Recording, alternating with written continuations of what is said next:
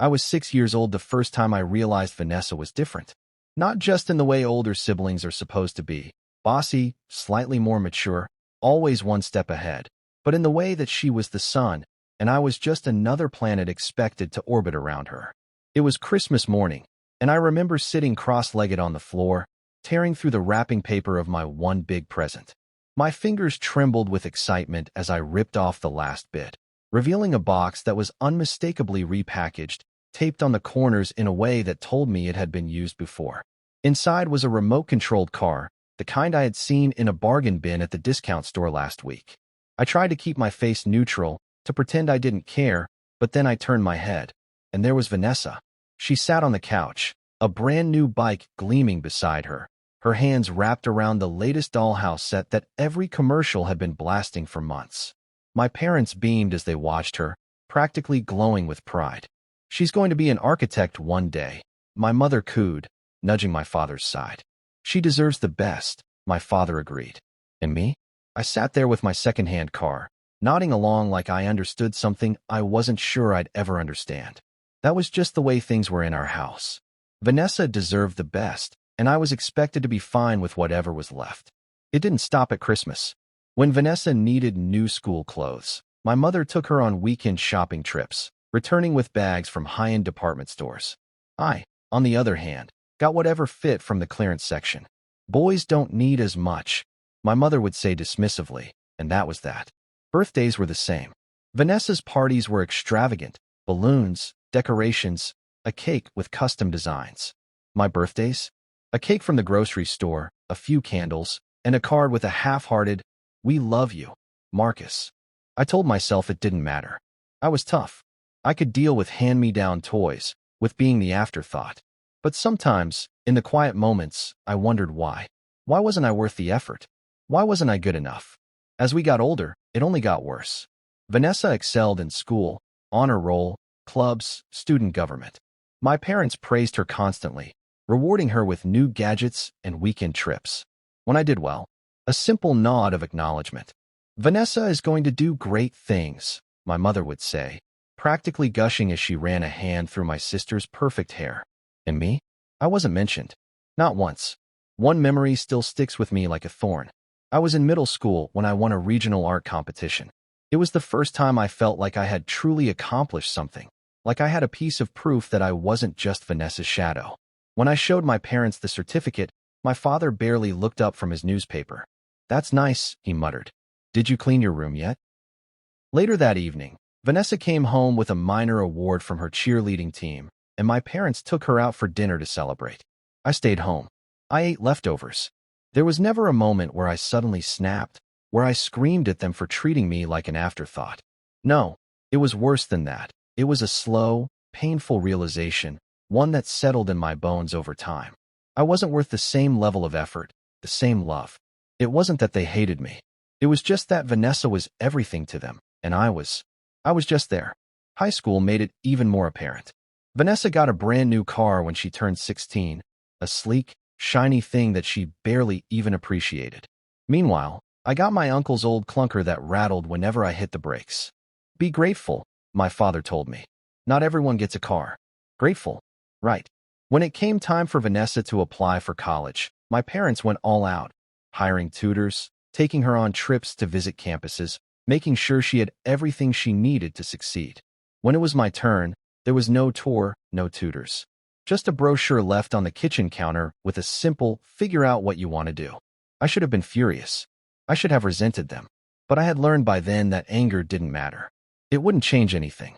So I swallowed it down, just like I always did. The final straw, the moment that solidified my place in our family's hierarchy, came during Vanessa's high school graduation party. It was a grand event, held in the backyard with catered food and music blasting from expensive speakers. She was dressed in a designer outfit, her makeup professionally done, the golden child shining brighter than ever. I was 14, sitting off to the side, watching as my parents toasted to her success. I overheard my father talking to one of the neighbors, laughing over his drink. "She's going to change the world," he boasted. Vanessa was always meant for greatness. The neighbor, a kind old man, nodded politely before glancing at me. "And what about your son?" My father barely hesitated. Oh, Marcus? He's a good kid. That was it. No praise, no hope for my future. Just a good kid.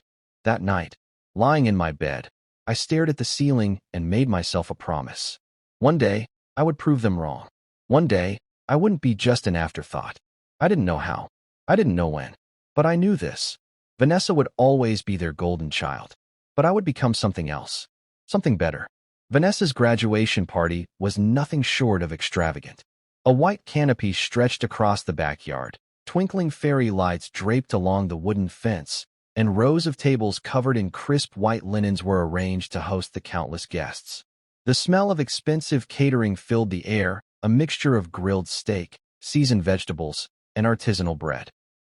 A live band played soft jazz in the background while waiters in black and white uniforms moved effortlessly through the crowd, offering guests champagne and hors d'oeuvres. I sat on the edge of the scene, unnoticed, as usual.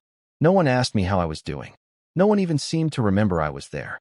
This wasn't a party for the family to celebrate together. It was a tribute to Vanessa, a shrine to her brilliance. She stood at the center of it all, a glass of champagne in hand, despite still being underage, but my parents had always bent the rules for her. She laughed, flashing her perfect teeth, accepting congratulations with effortless grace. My mother practically hovered beside her, hanging on to every word, nodding with approval as if she had personally molded Vanessa into this picture of success. I should have been used to it by now, but I wasn't. When the speeches began, I stood in the shadows near the patio, listening as my father clinked his glass, gathering everyone's attention. Vanessa, he began, pride evident in his voice. From the moment you were born, we knew you were special. You've always been ambitious, intelligent, and determined, qualities that will take you far in life. And now, as you prepare to head off to one of the best colleges in the country, we want you to know how proud we are. He reached into his pocket and pulled out a small, velvet-covered box. Vanessa's eyes widened with excitement as she took it, opening it to reveal an elegant, gold bracelet encrusted with tiny diamonds. The guests oohed and awed, murmuring about how lucky she was. I clenched my jaw. I had seen that bracelet before. My mother had been looking at it for weeks, talking about how perfect it would be for a young woman about to take on the world. Then came the real moment of shock. My father motioned toward the driveway, where a large cloth had been draped over something. And of course, he continued, we couldn't send our daughter off to her new life without making sure she had everything she needed. 2 hired staff members yanked away the cloth, revealing a brand new, fully paid-for car. A sleek, silver luxury vehicle with leather seats and the latest technology. The kind of car most students could only dream of owning. Vanessa screamed in delight, rushing over to hug my father while my mother wiped away tears of happiness. The crowd clapped, some guests shaking their heads in amazement. What a gift, I heard one woman whisper. Her parents must love her so much. Love her so much. I felt sick. Later that night, as the guests slowly began to leave, I overheard my parents talking in the kitchen. My mother was giddy, still glowing from the event. She's going to do great things, she sighed happily. She deserves this. What about Marcus? My father asked absently. My heart leapt into my throat. What about him? My mother said with a dismissive chuckle. He's still got a few years. And besides, boys don't need as much as girls. Boys don't need as much. Those words stuck to me like tar, thick and suffocating. I wanted to storm in, to demand why. Why did Vanessa deserve everything? Why was I always the afterthought? But I didn't. I knew it wouldn't change anything. Instead, I swallowed it down, just like I always did. Fast forward 4 years. It was finally my turn. I had done everything I was supposed to, graduated on time, earned decent grades, worked a part-time job to help with expenses. I wasn't expecting the same level of celebration Vanessa had received, but I thought, at the very least, that my parents would acknowledge my efforts. They didn't even plan a party. Instead, they told me to invite a few friends over for dinner. No decorations, no catering, no live band. Just a few frozen lasagnas from the supermarket and a store-bought cake. I tried not to let it bother me, but as I sat at the dining table, listening to them talk about Vanessa's new job, I felt like I was suffocating. After dinner, my parents called me into the living room. We have something for you, my father said, grinning. My heart pounded. This was it. Maybe they had planned something after all. Maybe I wasn't just the forgotten son. He handed me a small envelope. I tore it open, expecting, hoping, for something meaningful. A letter, maybe. A contribution toward my future. A gift that showed they cared. Inside was a single lottery ticket. I blinked, confused. What is this? My mother laughed lightly. A little fun, she said. Who knows? Maybe you'll get lucky. They laughed together, as if it were the funniest thing in the world. I didn't laugh. I felt the walls closing in, my hands tightening around the thin paper. That was it. That was their gift to me. After everything, after all these years of trying, of waiting for even a fraction of the love and support Vanessa had, all I got was a joke. I forced a smile, nodding stiffly. Thanks, I muttered. They didn't notice the tension in my voice. They didn't notice anything at all. That night, I sat in my room, staring at the lottery ticket in my hand. It was almost poetic in a cruel way. Vanessa got stability. She got a house, a car, a future. And me? I got a roll of the dice, a meaningless scrap of paper that represented exactly how little they thought of me. I could have thrown it away right then, could have torn it to shreds. Instead, I shoved it in the back of my desk drawer, deep enough to forget about it. Because that was all it was, something to be forgotten. Just like me. Life had a funny way of making you numb to unfairness when you'd lived with it long enough. At some point, I stopped being angry about the way my parents treated Vanessa and me so differently. Instead, I just accepted it. Vanessa thrived. I struggled. That was the natural order of things. She had her fully paid-for house in a high-end neighborhood, a stable job lined up before she even finished college, and parents who covered the costs of anything she might find inconvenient. Meanwhile, I was balancing two exhausting jobs just to afford rent in a tiny, run-down apartment that smelled like mildew no matter how much I cleaned. Every morning, I woke up before sunrise, dragging myself to my first job at a local diner. I spent hours on my feet, flipping pancakes, scrubbing greasy counters, and dealing with impatient customers who seemed to think I had personally conspired to ruin their day by not refilling their coffee fast enough. By the time my shift ended, my back ached, and my clothes reeked of frying oil. But I didn't get to rest, because after that, I had to rush across town to my second job, stocking shelves at a warehouse-sized discount store. The fluorescent lights buzzed overhead as I lifted heavy boxes, restocking rows of cereal, canned goods, and bargain bin electronics. The pay was barely enough to survive, but quitting wasn't an option. I had rent, bills, groceries.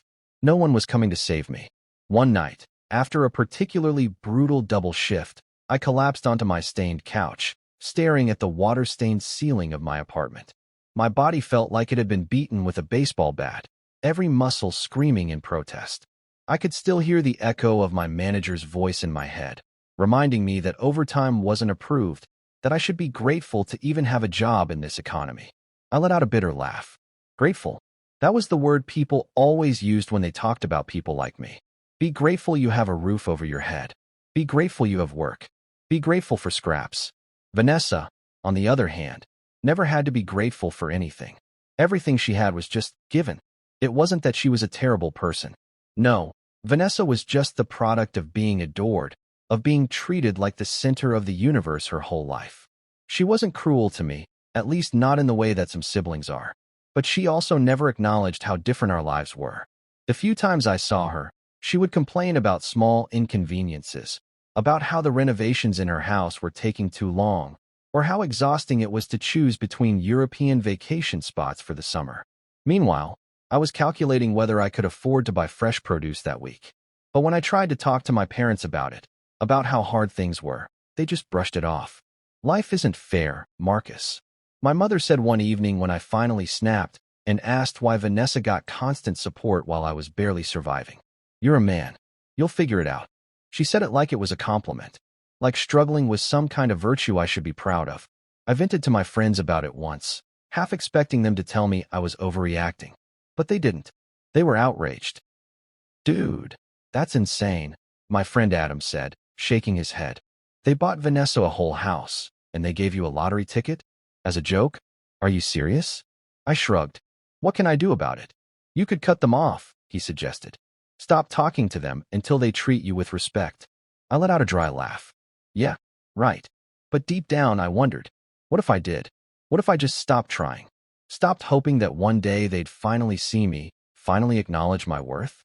It wasn't like they went out of their way to check on me. Anyway, if I stopped reaching out, I doubted they'd even notice. That night, as I lay in bed, staring at the cracked ceiling, I tried to picture a future where I wasn't scraping by, where I wasn't constantly measuring my worth against Vanessa's golden pedestal. It felt impossible. Then, as if to mock me, my phone buzzed. A message from my mother. Mom, hey sweetie, hope you're doing well. Your sister needs help with a down payment on a new car. Do you think you could contribute? Even just a few hundred? We all have to support each other as a family. Let me know soon. Love you. I stared at the screen, my chest tightening. They hadn't asked if I needed help, hadn't checked in on me. But when Vanessa needed something, of course they expected me to contribute, even though they knew I barely had anything to give. I tossed the phone onto the nightstand, clenching my fists. I wanted to scream. Instead, I did what I always did. I swallowed the anger, shoved it down into the pit of my stomach, and went to sleep. Because what else could I do? Days passed, then weeks. The routine remained the same. Work, exhaustion, barely scraping by. Then, one evening, as I was cleaning my apartment, I stumbled across something I had completely forgotten about. That damn lottery ticket. It was crumpled, half buried under a stack of unopened mail in my junk drawer. I held it between my fingers, staring at it. I should have thrown it away that night my parents gave it to me. But I hadn't. Sighing, I grabbed my phone and typed the numbers into a lottery results website, expecting nothing. Just a final reminder that life would always find new ways to mock me. I hit enter.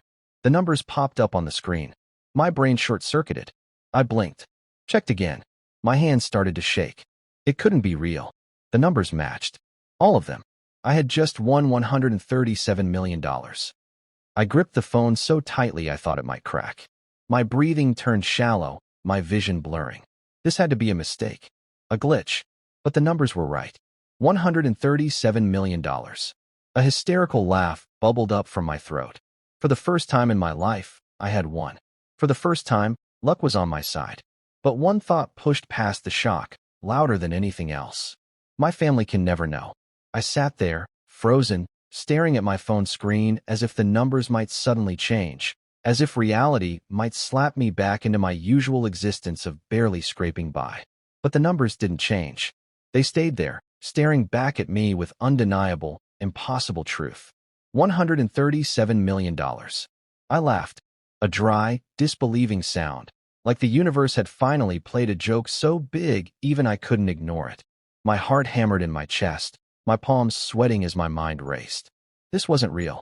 It couldn't be. And yet, the proof was right there. I stood up so fast the chair scraped against the floor. My tiny apartment, the one I had spent years hating, the peeling paint, the leaky faucet, the dingy carpet that never felt clean, suddenly felt like a different world. A world I didn't belong in anymore. I could leave this place. I could leave it all behind. But then another thought crept in, colder and more dangerous. My family can never know. I knew exactly how this would go if they found out. Vanessa would spin it into a story about how it was meant to happen, how I should use the money to help my successful family continue to thrive. My parents would guilt me into giving, because family takes care of family, but what they really meant was I took care of them. They'd see me as nothing more than a walking bank account. I couldn't let that happen. Taking a deep breath, I grabbed my laptop and started searching. How to claim lottery winnings anonymously. Article after article explained the same thing. Most states required winners to go public, their names splashed across news articles and television screens for the whole world to see. But in some places, you could form a trust, claim the winnings through that, and remain anonymous. I needed a professional, someone who knew what they were doing. I typed in the words, best financial advisors for lottery winners. One name kept appearing, Alicia Reynolds. Her profile listed her as an expert in high net worth management, with experience handling sudden wealth situations.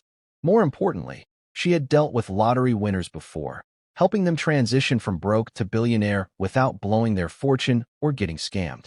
I hesitated for only a second before dialing the number on the website. It rang twice before a smooth, professional voice answered. This is Alicia Reynolds. How can I help you? I took a shaky breath. I think I just won the lottery. A pause. Then, her tone shifted, sharp and focused. Okay, Let's take this step by step. First, don't tell anyone. Not your friends, not your family, not even a coworker. Do you still have the ticket? Yes. I glanced at the crumpled paper on my desk like it might disappear if I blinked. Good. You need to sign the back of it immediately. That way, no one else can claim it if it's lost or stolen. I scrambled for a pen, hands trembling as I scrawled my signature across the thin paper. Done. Great. Now, do not rush to claim it. There are legal and financial steps we need to take first. I can help you set up a trust so your name never appears publicly. I exhaled. That's exactly what I need.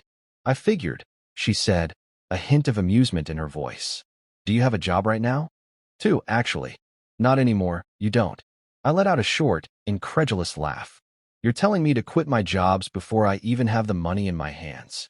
I'm telling you that your life just changed in ways you can't even imagine. But we'll do this the right way.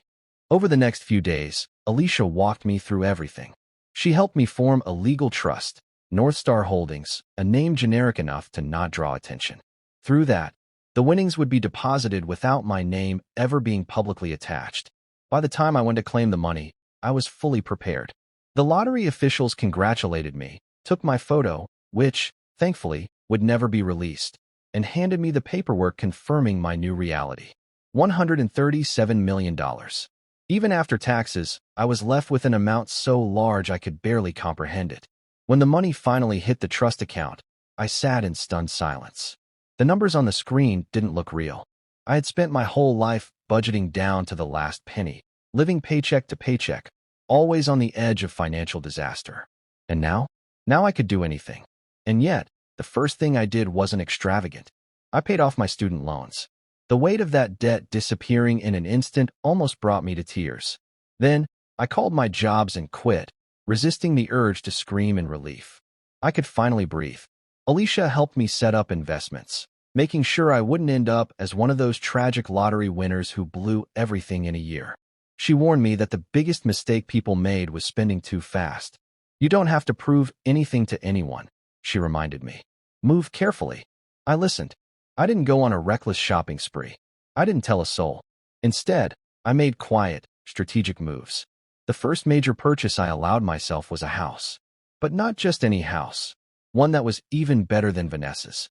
A sleek, modern property with floor-to-ceiling windows, a private backyard, and a pool that sparkled under the sunlight.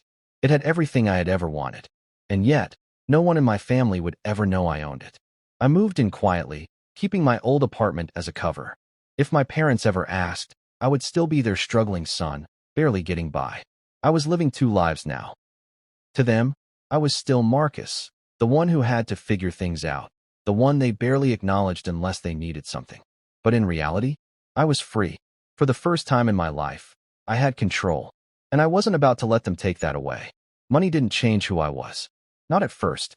It didn't suddenly erase the years of being overlooked, the sting of growing up in Vanessa's shadow. It didn't rewrite my past, didn't make my parents love me more. But what it did do was give me something I had never truly experienced before.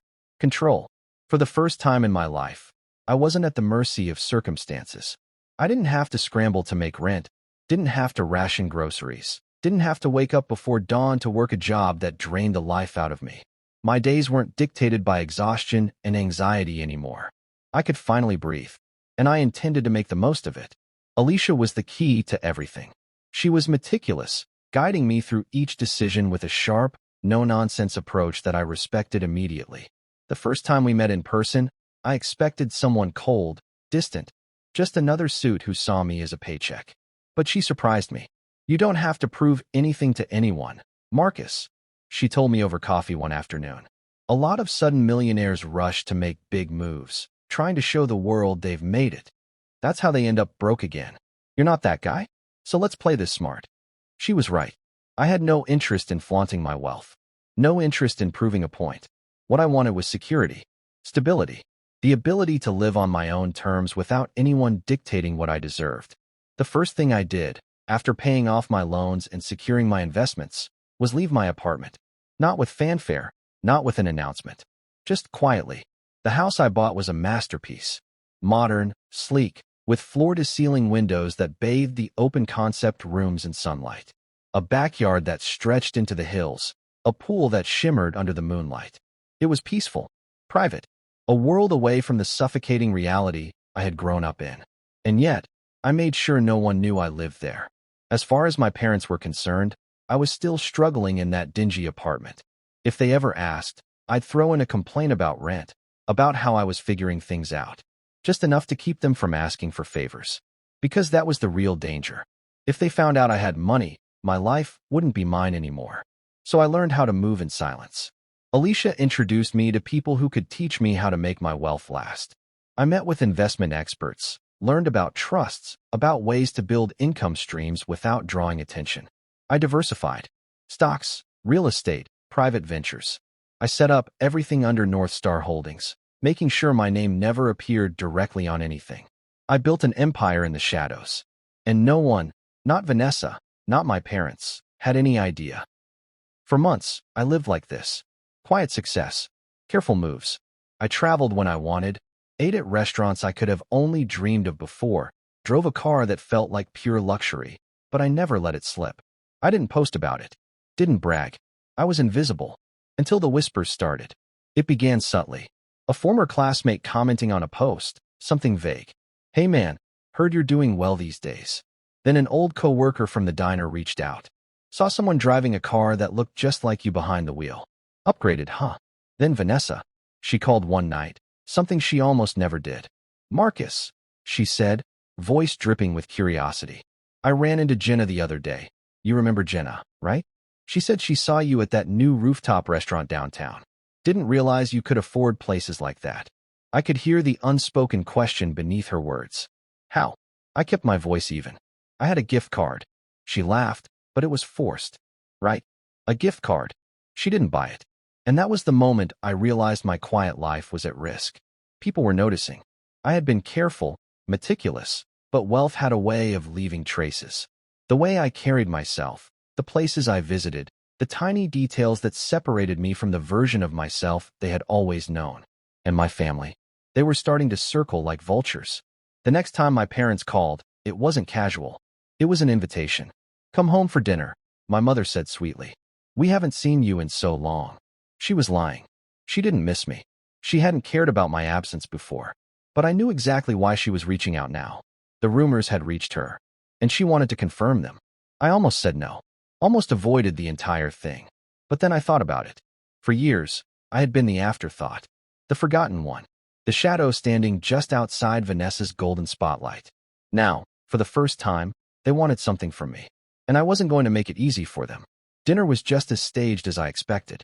The table was set perfectly, the kind of effort my parents only ever put in when they wanted to impress someone. Vanessa sat at the head, her expression neutral but her eyes sharp, watching me like a hawk. Marcus, my father greeted, smiling too widely. It's good to see you. I nodded. Yeah, been busy. Busy, my mother echoed, pouring me a glass of wine. That's what we wanted to talk to you about. Here it comes. We've heard things, my father said, swirling his drink. People saying you've been doing well. Better than before. I kept my face unreadable. I get by. Vanessa tilted her head. A little more than just getting by, though, right? I shrugged. What do you want me to say? I've been working hard. My father leaned forward. We're happy for you, son. Really, we are. And, you know, family takes care of family. There it was. They didn't even try to hide it. Vanessa's house. My mother started, her voice casual, but too rehearsed. It needs an expansion. You know, for when she starts a family. A little investment would go a long way. They weren't asking. They were expecting. Because that's how it had always been. Vanessa gets what she needs. I get whatever's left. I smiled. Set my glass down. And then, for the first time in my life, I said no. That's not going to happen. The silence was deafening. My mother blinked. My father's jaw clenched. Vanessa's expression flickered, just for a second, before settling into cold amusement. My father cleared his throat. Excuse me. I leaned back, feeling something I had never felt before in this house. Power. I said no. I repeated, my voice steady. I'm not giving you a cent. Their faces twisted with shock, with disbelief. They had spent years treating me like nothing. And now, they were finally realizing I had the power to treat them the same way. The silence stretched, thick and suffocating. I could feel my parents' disbelief hanging in the air, the weight of it pressing against me like a physical force. They weren't used to this. They weren't used to me telling them no. My father's mouth opened, then closed. My mother blinked rapidly, as if she had misheard me. Vanessa, however, recovered the fastest. She leaned back in her chair, a slow smirk curling at the edges of her lips. "Wow," she said, her voice light, but with an unmistakable sharpness. "Look at you, Mr. Independent." I didn't take the bait. "That's right," I said simply, taking a slow sip of my wine. My father finally found his voice. "Marcus," he began, his tone the same one he used when he was trying to act reasonable while barely concealing his frustration. "This is family. We help each other out." I almost laughed. We help each other out. Funny how that had never applied when I was the one struggling. "Help," I repeated, feigning confusion. "That's interesting, because when I was working 2 jobs just to afford a crummy apartment, I don't remember anyone offering to help me out." My mother sighed, the kind of exasperated sound she made when I was being difficult.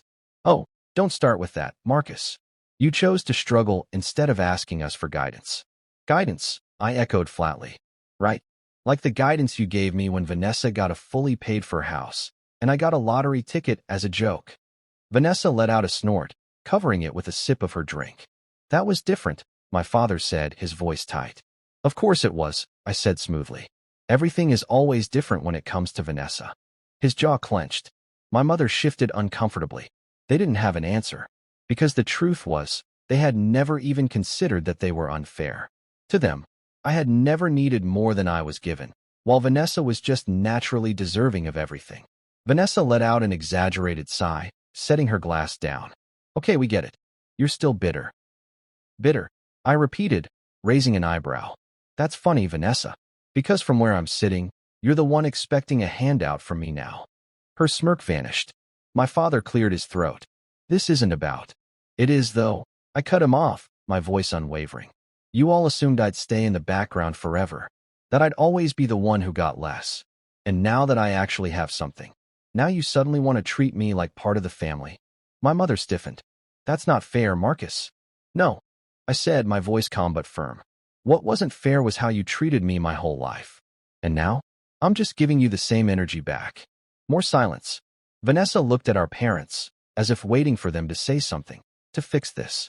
When they didn't, she rolled her eyes dramatically. "Fine. Whatever. If you want to act like this, go ahead." I shrugged. "I will." I picked up my glass again, taking another slow sip, making sure they knew I wasn't intimidated by them anymore. Vanessa scoffed. "God, Marcus, you get a little bit of money and suddenly you think you're better than everyone." That actually made me laugh. "No, Vanessa," I said, shaking my head. "I don't think I'm better than everyone. I just finally realized that I don't owe you anything." My father exhaled heavily, rubbing his temples like I was exhausting him. "Marcus, son, let's be reasonable. Vanessa has always been there for you. She's your sister." I met his eyes. "Oh, so when I was barely able to afford food, where was she?" Vanessa scoffed again. "I had my own life, Marcus.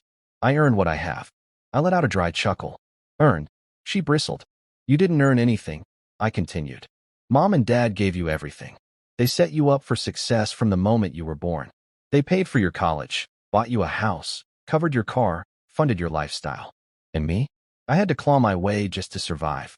And now, the moment I finally have something of my own, you all suddenly expect me to share?" They didn't say anything, because the truth was ugly. It was uncomfortable, and I was done pretending it wasn't real. I pushed my chair back, standing up. "I think we're done here." "Marcus," my mother started, her voice tight. "Don't be like this." "Be like what?" I asked. "Be like you." She flinched. I shook my head, grabbing my jacket. "You know what? I think I finally understand something." They all stared at me, waiting. "I spent my whole life thinking I wasn't good enough to deserve what Vanessa got," I said quietly. "But the truth is, it was never about me not being enough. It was about you deciding who was worthy from the start." I turned toward the door. "You don't get to decide anymore." I walked out, feeling lighter than I had in years. Blocking their numbers was easier than I thought it would be. No dramatic arguments. No hesitation. Just silence. And I had never felt more at peace. In the weeks that followed, they tried to reach out. My mother left voicemails, her tone switching from guilt-tripping to soft pleading. My father sent a single text, "Be reasonable, son." Vanessa didn't reach out at all, which told me everything I needed to know. I focused on my life. For the first time ever, I made decisions only for me. I traveled, saw places I had only dreamed of. I invested in businesses that mattered to me. I built a future that I controlled. And without the constant weight of their expectations, their demands, I thrived. Vanessa? She continued, leaning on our parents. But now, without my money, they struggled to keep up with her demands. She wasn't used to hearing no, and from what I heard through the grapevine, she wasn't handling it well. But that wasn't my problem anymore. For the first time in my life, I was free, and I had no intention of ever looking back. The silence from my family didn't last long. I knew they wouldn't accept my decision without a fight. Cutting them off had been easy, but staying cut off? That was the real challenge. At first, it was just the voicemails. My mother's voice, sharp and brittle, going through the stages of manipulation like a well-rehearsed script. "Marcus, honey, I don't know what's gotten into you, but this isn't right. Family sticks together. Call me back." When I didn't respond, the tone changed. "I can't believe you're being so selfish. Do you know how much we've done for you? Vanessa is devastated, and you're just ignoring us." Then came the guilt. "Your father isn't doing well, Marcus. This stress is killing him. You really want that on your conscience?" I deleted every single message. Then, the texts started. My father's were short, passive-aggressive. "Dad, you're being unreasonable. We're your parents. We took care of you. Now it's your turn to return the favor." "Mom, Vanessa's wedding is coming up. We need to talk about your role in it." "Mom, don't embarrass us, Marcus. Just show up and do the right thing." "Mom, fine. Do whatever you want. But don't expect us to be there for you when you need us." That last one almost made me laugh, because they had never been there for me. I focused on building my life the way I had always wanted. I upgraded my investments, started working with people who actually valued my input. I traveled, not just to luxury resorts, but to places I had always been curious about. I went to small villages in Italy, ate food that didn't come from a chain restaurant, met people who didn't care about what I could give them. And for the first time in my life, I realized something. I had never needed my family. I had spent years craving their validation, thinking that if I worked hard enough, if I proved myself enough, they would finally see me. But they never would. And I didn't care anymore. Then, one afternoon, Vanessa called. Not our parents. Vanessa. That was new. I stared at the phone, debating whether to answer. Against my better judgment, I picked up. "Marcus," she said immediately, her tone clipped. "No hi. No how are you, just straight to business." Classic Vanessa. I leaned back on my couch. To what do I owe the pleasure? She ignored the sarcasm. "I know you're still mad, but this is serious." "Oh," I said, feigning interest. "Is your house too small again? Need another expansion?" She sighed loudly, as if I was the exhausting one. "Look, you don't have to like me, but we're family. And right now, we need your help." There it was. I smiled, even though she couldn't see it. "We? Our parents," she said, irritated. "They're struggling, Marcus. Ever since you cut them off, things have been tight." Tight. They were struggling because they could no longer fund her lifestyle. I let out a low chuckle. So now that the free money train has stopped, you suddenly remember I exist. That's not fair, isn't it? I countered. You never gave a damn about my struggles, Vanessa. Not once.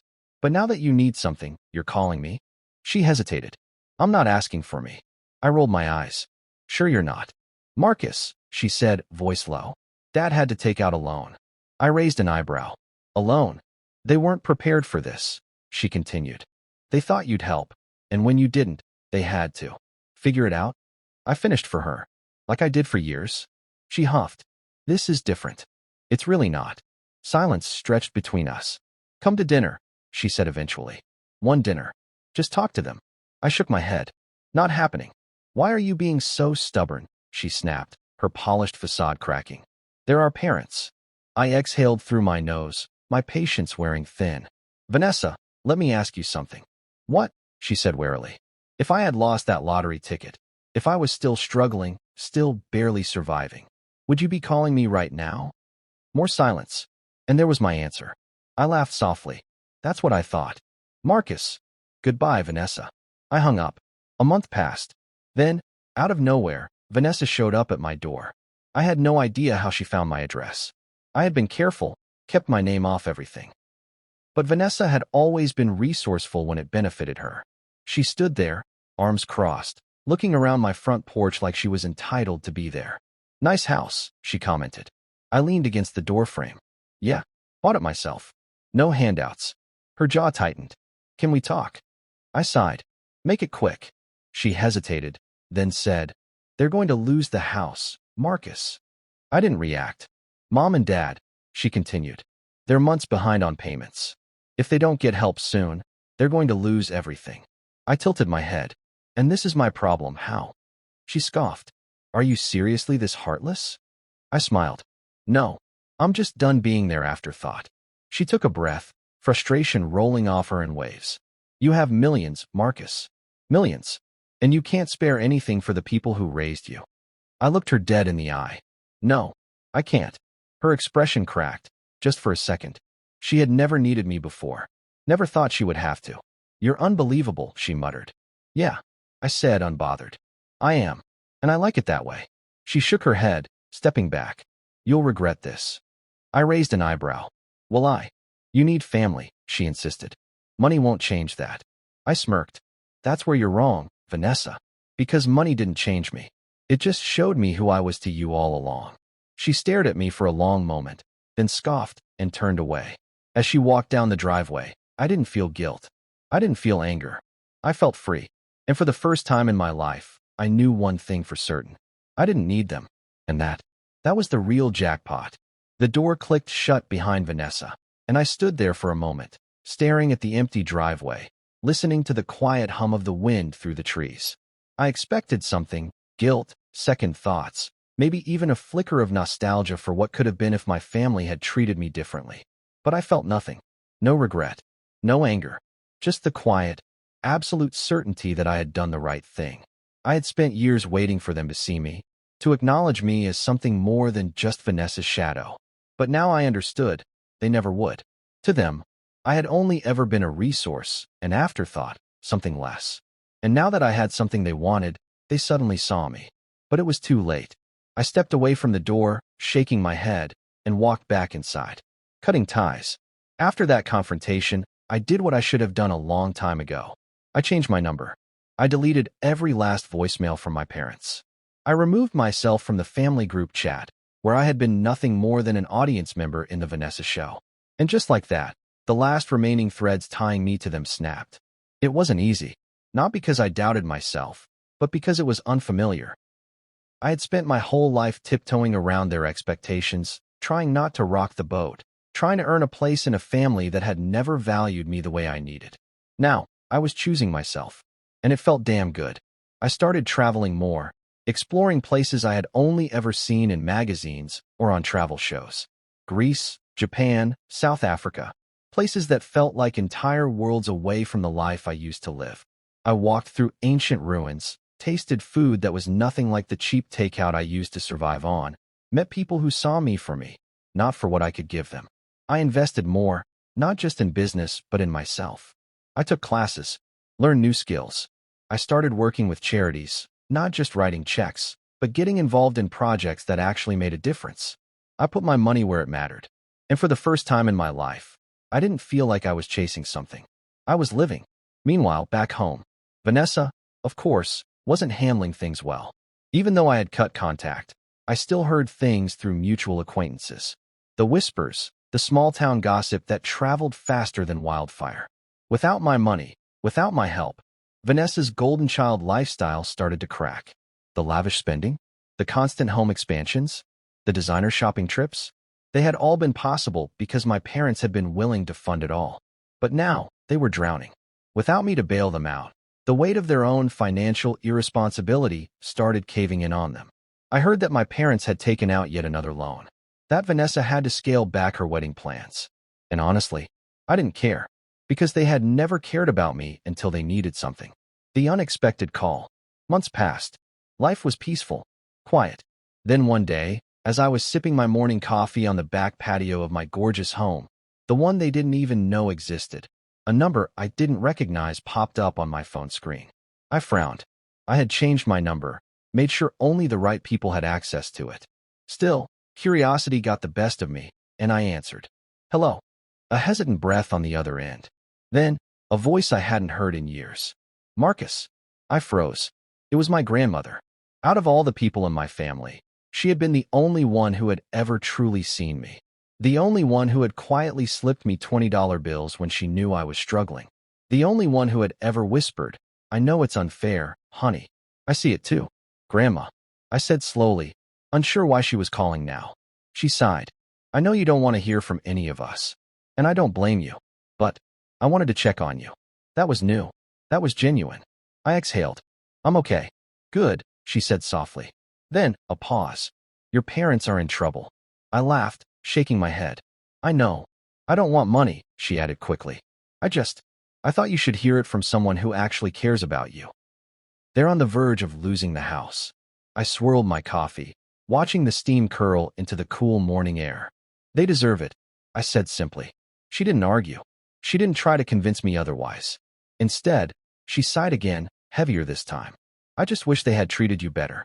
Maybe then they wouldn't be in this mess." That made me pause. She understood. Finally, someone from my family understood. "Thanks, Grandma," I said after a moment. She hesitated. "Would you ever forgive them?" I thought about it.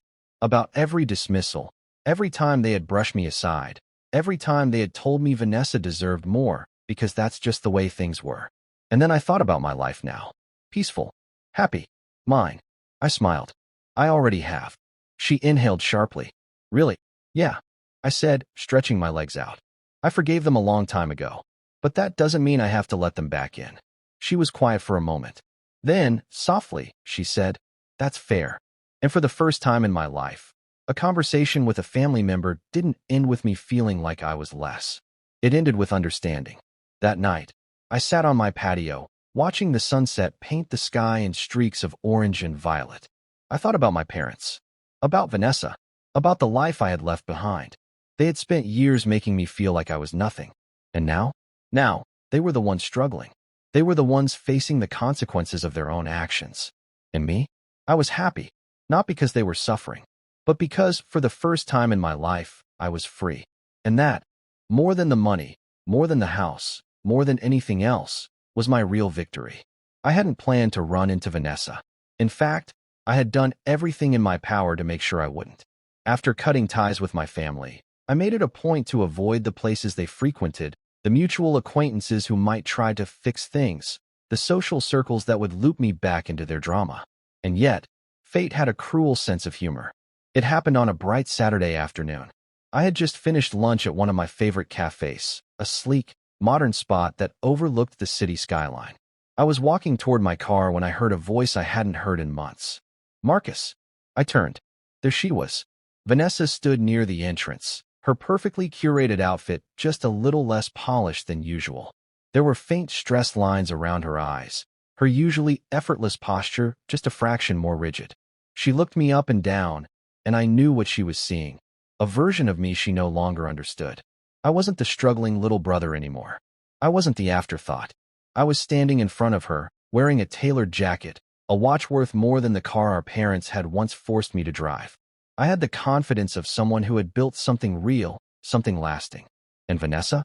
She hated it. "Didn't expect to see you here," she said, her voice light but forced. I shrugged. "I live in the city." Her eyes narrowed slightly. "Since when?" "Since I could afford to," I said evenly. Her lips pressed together. "So it's true."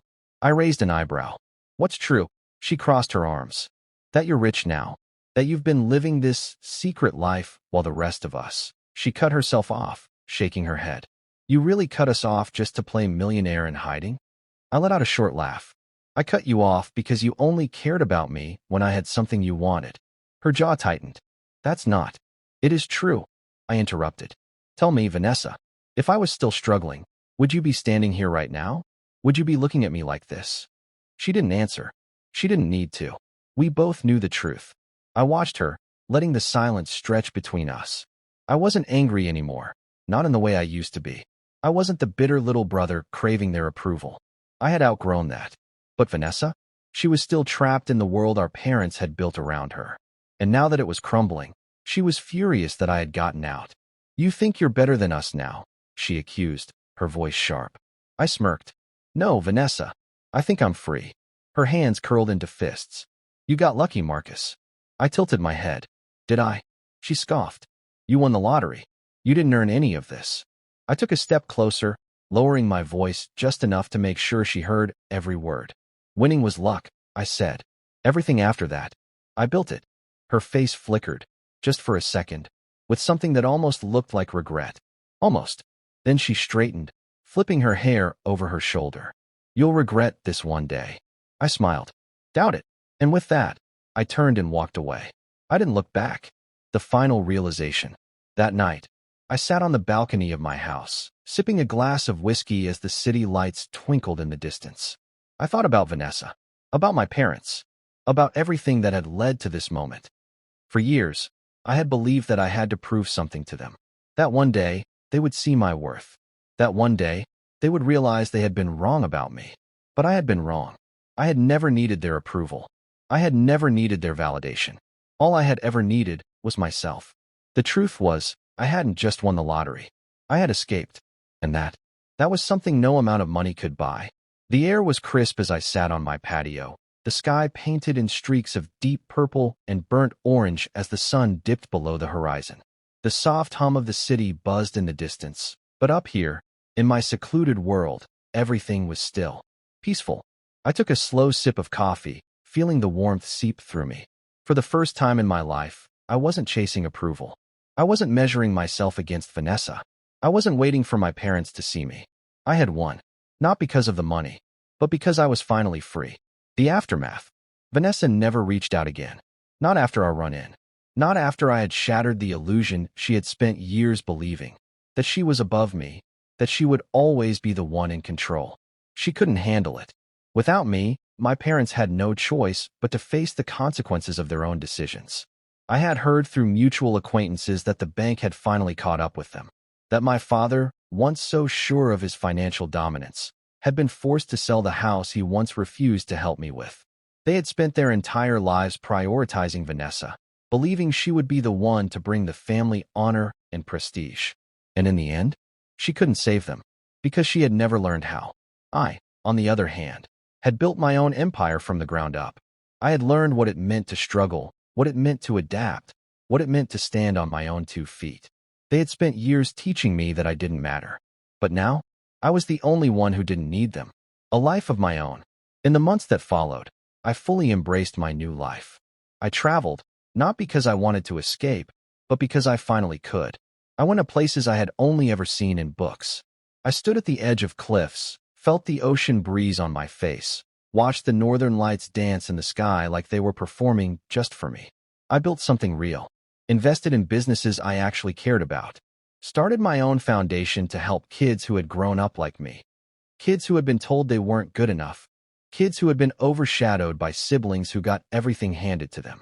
I made sure they knew what I had only just learned. You don't need to prove yourself to people who never saw your worth in the first place. And that felt more fulfilling than any amount of money in the world. The final message. One evening, as I was looking through emails, a new one popped up in my inbox. My mother's name flashed on the screen. I stared at it for a long moment. Then, against my better judgment, I opened it. Subject, we're still family. Marcus, I know things have been difficult between us. I know you think we never cared, but we did. We always did. You were just different. You never needed us the way Vanessa did. That's why we gave her more. We didn't realize it hurt you so much. But now things are hard. We're not in a good place. And we were hoping, maybe we could start over. Maybe you could find it in your heart to forgive us. To help us. We're still your family, Marcus. Family takes care of each other. Please think about it. Mom. I closed the email. I didn't need to think about it. They hadn't reached out because they missed me. They had reached out because they had lost everything. And they thought that, somehow, I was still the same person I used to be. That I was still the desperate little boy waiting for them to finally see me. But that boy was gone. I was someone else now. Someone who didn't owe them a damn thing. Without hesitation, I deleted the email. And just like that, the last chain binding me to them was broken. The ultimate victory. I walked out onto the patio, feeling the cool breeze against my skin. The same family who had once ignored me now wanted my attention, but I didn't need theirs. I watched as the sun disappeared beyond the horizon, My heart steady, my mind clear. They would never understand. They would never change. And I was okay with that. Because, in the end, the real win wasn't the money. It was walking away from a life where I was never valued. And never looking back.